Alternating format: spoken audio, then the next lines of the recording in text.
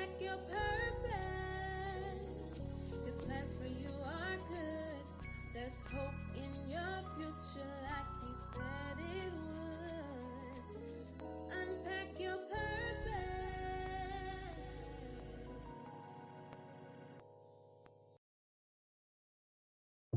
And good morning. Welcome to the broadcast, Unpack Your Purpose with Pastor Glenda Hyde. Let's see here who we have out here already in the comments. We're running a couple of minutes behind. Good morning, Octavius and Rachel and Rose. Glad you guys are here. And those of you that are joining, good morning, Tiffany and Darkest. So good to have you guys out here with me. I also want to welcome any of those that may be listening for the first time and that will listen to this broadcast later. This is Unpack Your Purpose. My name is Glenda Hyde, and I am the visionary and director of this God-inspired ministry. I am also a leader at my father's house in Natchitoches and the blessed and happy wife of Apostle A.E. Hyde. Here at Unpack Your Purpose, we want to help women to release emotional pain, rediscover their identity in Christ, and find their purpose. And on this month, Mental Health Awareness Month, we have been dealing with mainly stress, and how you can combat and cope with stress. We've had some professionals on this month empowering you. Rachel Swafford was with us on the first Wednesday. Merlin Hoosier, a health coach, was with us on last week. And all just talking about stress and from different perspectives has been really great. And so we're going to continue to talk about stress, but it's going to be from the aspect of post-traumatic stress on today. And so we have a special guest that is joining us. We've been having a few technical difficulties this morning, but she is now on the line. So hopefully we will be able to, I still can't hear you. Okay. She can't. I can see you talking, but I can't hear you. Okay, try your volume. I don't know what is going on. Well, have you tried your cell phone? Sometimes that'll work if you go in from your cell phone. Can you hear me? Yes. Wow, I cannot hear you. This is crazy. Okay. Maybe I can read your lips. Let me hold on a second here. Give us a minute. Okay.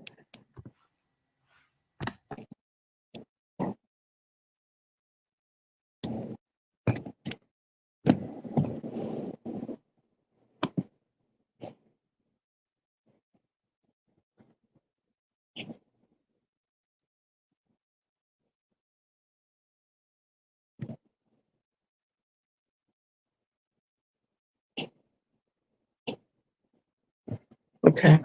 I can't do both.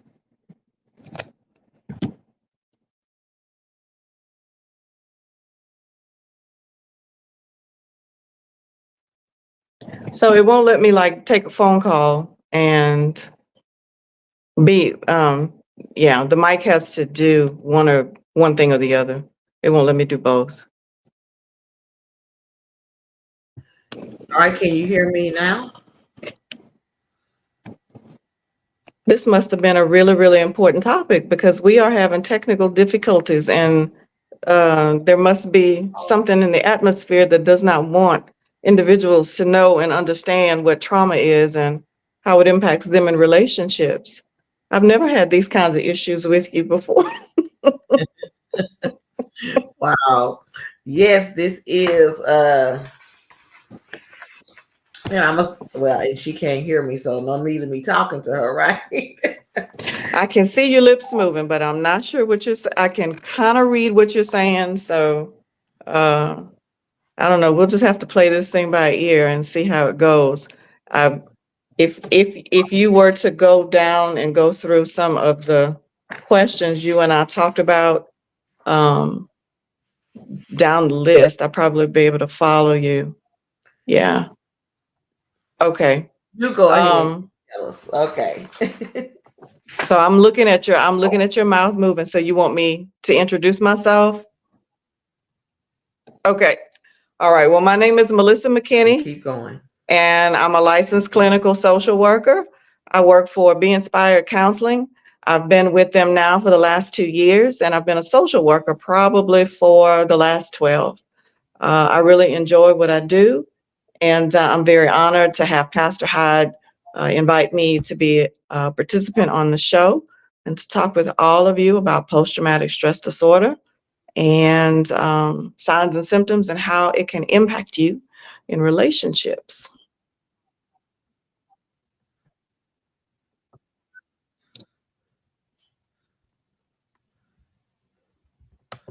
Okay.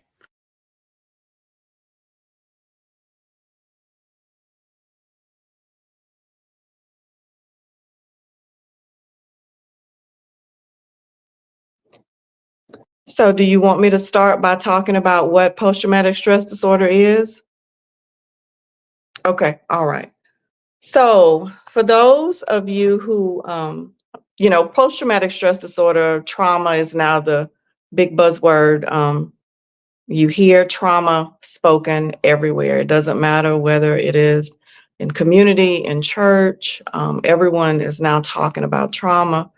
And when I talk with clients about trauma, there are the big traumas that happen to us, things that we experience, things that we witness, terrifying events, car accidents, sometimes childhood abuse, physical abuse, rape, things like that can be extremely traumatic.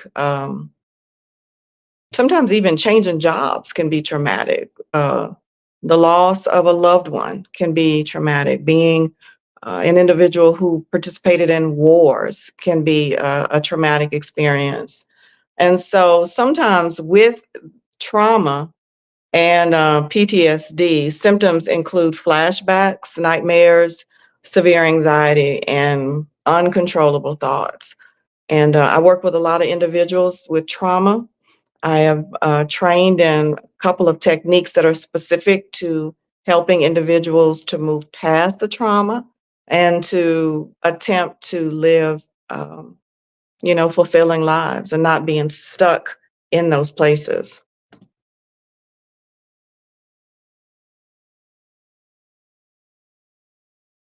Just keep going. All right. All right.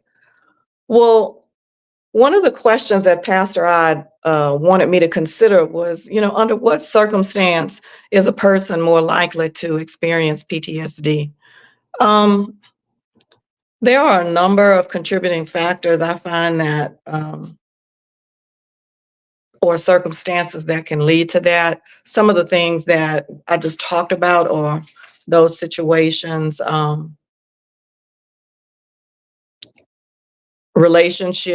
Poor relationships, domestic abuse can definitely lead individuals to, experience trauma. Um, Neglect is something that is a real big thing. If you are a child and you wake up, you come home in the afternoon and all your clothes are in bags or all your things are on the street because you are now homeless. Those are traumatic experiences that individuals will go through. I know I've worked with several individuals, they've had terrible car accidents. Someone in the car may have died and they survived, and now they have to deal with the survivor's guilt. Why is it that I survived and the other person did not? Uh, and those things can be really, really debilitating. The wondering. I had a parent recently whose child died of an overdose, and unfortunately for them, the only thing that they can think about are those last moments and the disconnect. They were very disconnected from that individual. So those are some things that can definitely uh, lead us into post-traumatic stress disorder. And I think another part of that also is just the way we cope with our trauma. can sometimes make things even exacerbate symptoms. So usually what happens is, people develop all kinds of coping mechanisms in an effort to be able to just deal with life. Sometimes those coping mechanisms can they impact relationships. They kind of take over us. And if we are traumatized over and over again, I've had some clients who experienced sexual abuse as children, and they were constantly abused by their attacker over years. Could have been family members, it could have been a brother, could have been a father. Having the fear of hearing somebody, wondering when that person was going to come to the door, different things like that. Those things are never leave the individual unless they sometimes seek counseling, seek inner healing and deliverance, are able to talk with somebody that they trust, to be able to help them navigate what's real and what's not. So the next question she asked me to talk to you guys about, well, what are symptoms of trauma? Well, the first sets of symptoms that you have are the cognitive symptoms, the mood swings. Sometimes we have flashbacks and recurring stressful thoughts, confusion, nightmares, disorientation.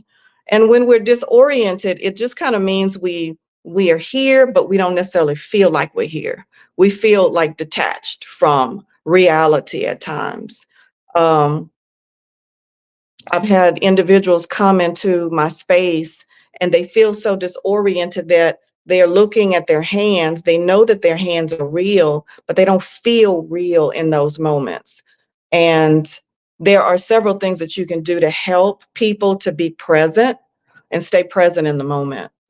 A big one for clients is difficulty concentrating.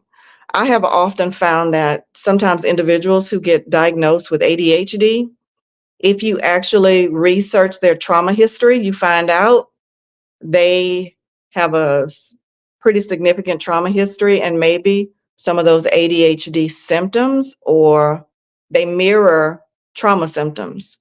And so I have a lot of individuals that come in and they're very, very disturbed that they don't remember. They have to write things down all the time.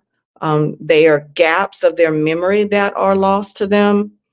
And they'll say things like, well, I remember this one event at 12, but I don't remember anything else. And so that's a major one for individuals with trauma. And then you have the physical symptoms.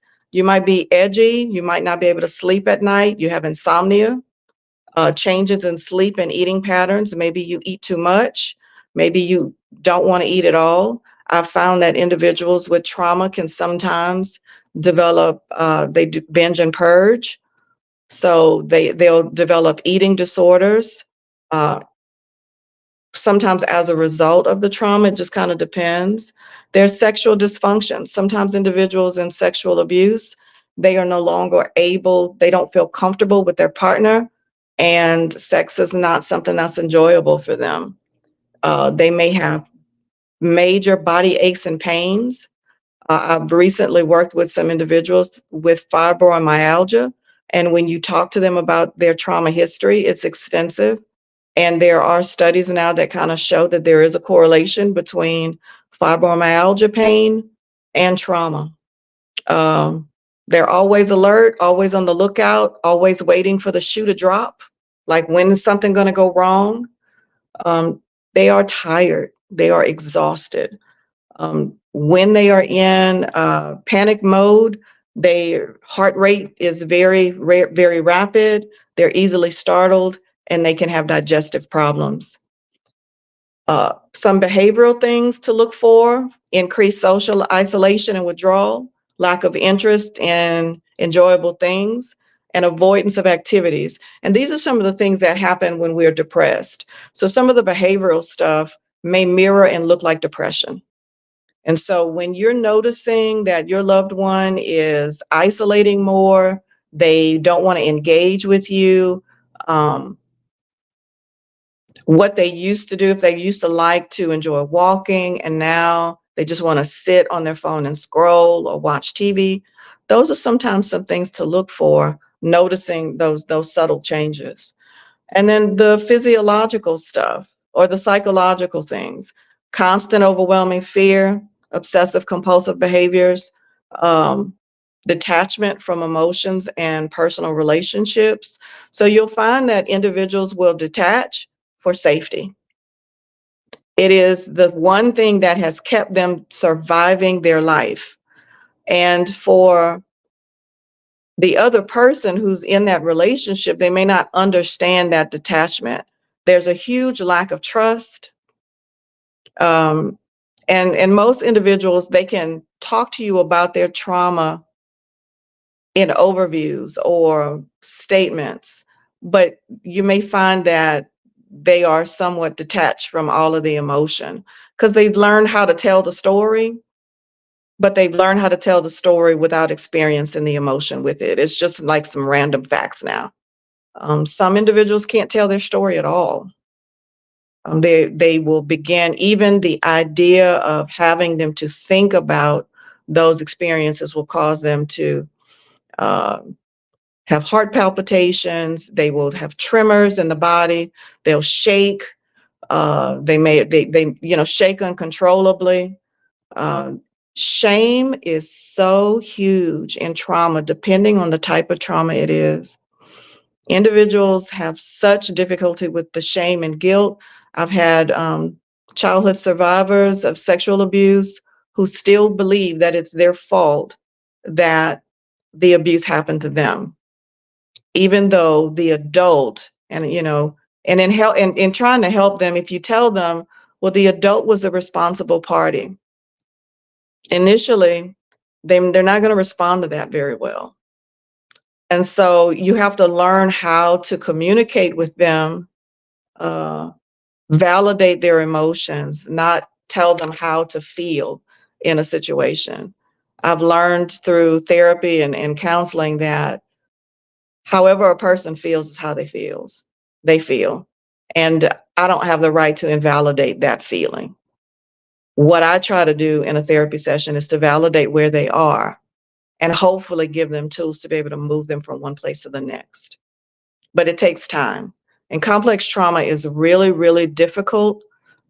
It can sometimes take years in therapy for a person to unlayer the trauma they've experienced. Now, inner healing and deliverance can sometimes, I find that it is necessary to also go through inner healing and deliverance, especially if if you're a believer in Christ. Those are because the Holy Spirit can do in a moment of time what years of therapy cannot accomplish. And so, just in my own personal healing journey, I've had my own things happen to me, and I have relied and trusted on the Lord in an effort to be able to overcome. First, be able to learn, like, these are some of the things I do to cope with my stress, with past experiences, and then finding those scriptures, learning of the Lord, and how did Jesus deal with trauma? I was watching something the other day. It was beautiful to see how he helped individuals through all walks of life. He healed them, but he didn't just heal their bodies. He healed the emotions. He healed relationships. He was able to build connection, reconnect certain individuals. I love the story of the woman with the issue of blood. She had no family anymore. She had been completely disconnected from everything that she had ever known. And in one moment, he not only was able to give her, he was not only was able to heal her body, but he gave her identity. He called her daughter, and she had not been called that in years. So in trauma, you sometimes lose who you are. Your identity, you don't know who you are anymore. You become, without you realizing it, all the thoughts and experiences that you have lived as you have attempted to, learn ways to survive the trauma.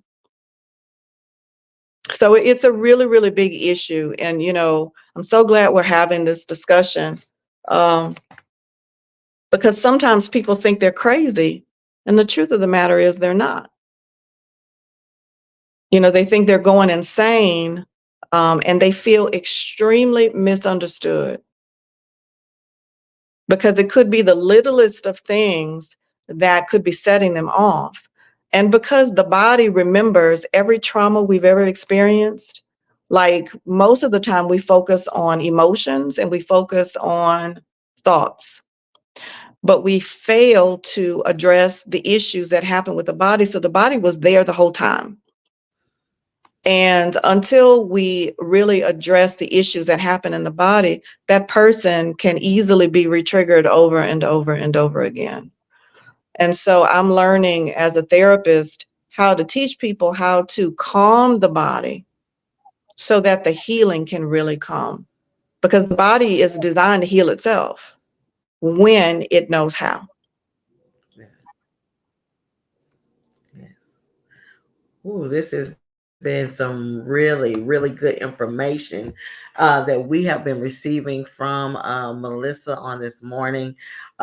Wow. And you know what? It is so important that we do or that we are able to identify signs of post traumatic stress disorder, because whether or not it's something you are going through or a loved one, if you uh, if it does not get addressed, things can get worse and the quality of life is severely reduced. And so this is a huge topic, and we are going to continue to have conversations about it on next week. We want to talk about more about coping, more about treatment, and also any questions that you may send in to us. Hopefully next week we'll be able to have a little more dialogue. Going to work on these technical issues that we've been having on today.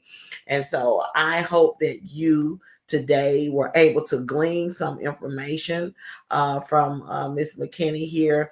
And, and I'm also going to make sure that I include in the description of the video how you can reach and contact her, get her information and put it out there.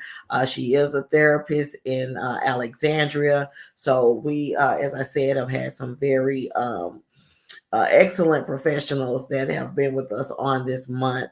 And so like they can also be considered as resources that you can reach out to for different things.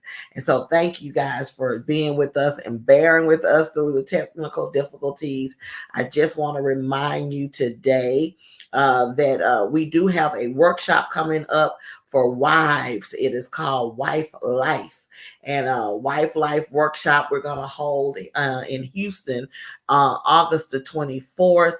And we're going to have it in Natchitoches. We're looking at the 14th of September for that. So we're going to be getting more information to you about those two workshops, but it's the same workshop, but in two different locations. So we want you to start getting your mind ready for that, wives, because we want to minister to you, help bring healing to some marital wounds you may have experienced, and also, just do some teaching on building trust and walking in wisdom as a wife.